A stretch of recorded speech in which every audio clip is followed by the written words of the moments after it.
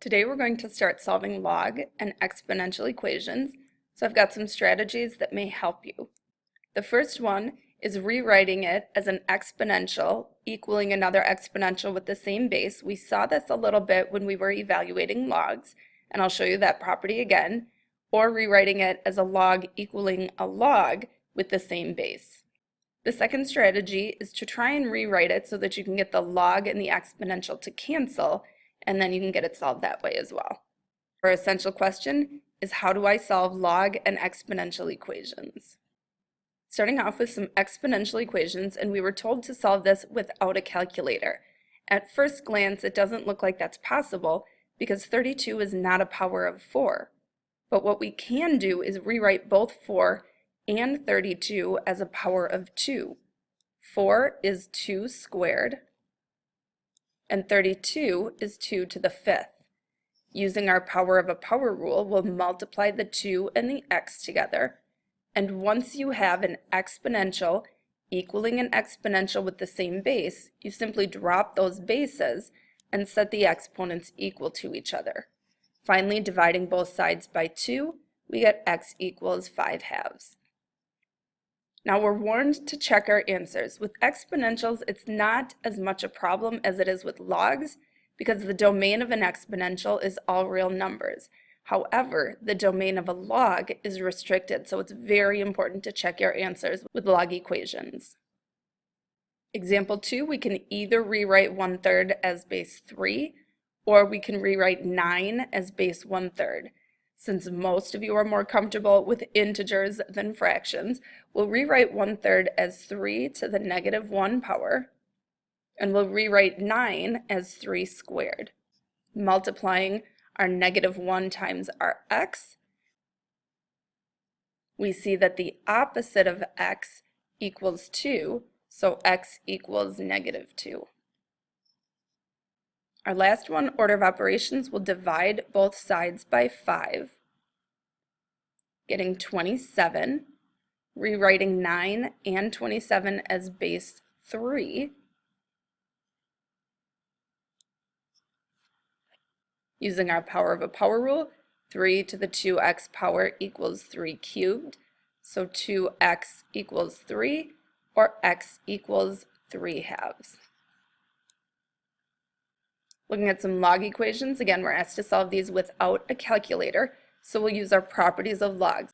This first one, I can start by adding natural log of 4 to both sides, and then I notice I have the natural log of x equals the natural log of 4.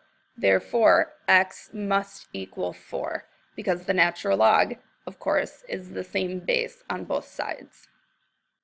With log equations, it is essential that I check my answer. Can I substitute 4 in for x and take the natural log of 4? Yes, the log functions have a domain of greater than 0. You cannot put 0 into a log, and you cannot put a negative value into a log. My second equation, I'm going to start by dividing both sides by 2. And then I'm going to use the curly law to change this into an exponential. 5 squared, or 25, equals 3x. So when I divide both sides by 3, I get 25/3 equals x. Next example, rewriting this with curly law as well. 2/5 to the x power equals 25/4. So what I see here is 25 is a power of 5 and 4 is a power of 2, but they're flipped. So I'm going to start by flipping my 5/2 and multiplying that x by a negative. Then I can rewrite 25/4 as 5/2 squared, because 25 is 5 squared and 4 is 2 squared. Once I have the same base, negative x equals 2, or x equals -2. Because I got so excited about solving logs, I forgot to check my answer on B, so let's take a look at that one. If I substitute 25/3 in for x, I have a positive times a positive, so that is within the domain of the log. Part C, I got a negative value. However, it is not the input of the log, it is the output. In this case, that is still okay because the range of a log is all real numbers. And finally, we'll take a look at some solving where we will need a calculator. Our first one, in order to cancel base e, I'm going to take the natural log of both sides. What happens on the left-hand side is natural log and e are inverses of each other. The log and the exponential with the same base cancel each other out the same way adding and subtracting cancel each other out, and multiplying and dividing cancel each other out, and squares and square roots cancel each other out. Logs and exponentials are inverses of one another, and they cancel each other out when they have the same base. In this case, for an exact answer, I would be okay with you leaving this as natural log of 6. However, our heading is solving with a calculator, so we can also get a decimal approximation, which is 1.792. Remember, when you give me 3 decimal places, make sure you are rounding correctly. Because it was an exponential, and the domain of an exponential is all real numbers, my answer looks good. Our second one, we're going to use curly law and rewrite this as an exponential. E, which is the base of the natural log, to the -2 power equals x. As an exact answer, I would accept 1 over e squared, or for a decimal approximation of about 0.135. Finally, for the x equals 72, so we will take the log of both sides. You can use either the common log or the natural log, because in this case, using inverses, we'd end up with log base 4. For those of you who have log base on your calculator, that's not a problem. For those of you that do not, you're going to either use change of base after that, or simply follow this method that I'm going to show you here. We've got a power, so we're going to rewrite that as a coefficient. By the way, this is kind of a proof of the change of base formula and where it comes from. Dividing both sides by log of 4. Again, you could either use common log or natural log, as long as the log that you use is the same. Golden rule of algebra, whatever you do to one side of an equation, do the same thing to the other. And we get about 3.085. To connect this to change of base, what I could have done initially was rewrite this as log base 4 of 72 equals x, and then use my change of base formula to get that expression. I believe I forgot to check my answer again. Part B, natural log of a positive number, we're good. Part C, we had an exponential, so the domain is all real numbers, we're good on that one as well. A few more equations, these ones are slightly more complex.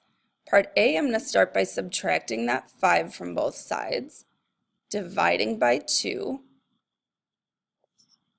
and using my curly law. Natural log is base e, so I have e to the -1/2 power equals x, getting a decimal approximation of about 0.607. Checking my answer, I got a positive value, so I can take the log of a positive. Part B, start by subtracting that 13 from both sides. 41 minus 13 gives us 28. Dividing both sides by 8. Because 28 over 8 is not our final answer, we might as well leave it unsimplified. The more work we do along the way, the more likely it is that we make a mistake somewhere. Fractions for final answers need to be in simplified form. As you're working with them within a problem, they do not need to be. Here I'm going to use the change of base formula. The last example I showed you, like this one, we took the log of both sides. So this time I will convert this to log form and then use change of base. The base of the log is the base of an exponential. The answer becomes what you're taking the log of, and the power is the answer. Using change of base, I would need to do log of 28/8 over log of 4, which is about 0.904. Then I can finish solving for x, subtracting 6 from both sides. I get negative 5.096. Don't lose the negative on that 2. And finally, dividing by negative 2, we get about 2.548. And I really should have been using the approximately equal to symbols as soon as I took the logs and got approximately 0.904. This was an exponential equation. Domain is all real numbers, so our answer looks good. Our final equation, we have a log, so I'm going to use curly law, 3 to the first power, or 3, equals the square root of x plus 2. To solve for x, I'm going to square both sides and subtract 2. Checking my solution, if I put 7 back in, 7 plus 2 is positive. The square root of that is still positive, so we look good. And you have 3 you try questions today.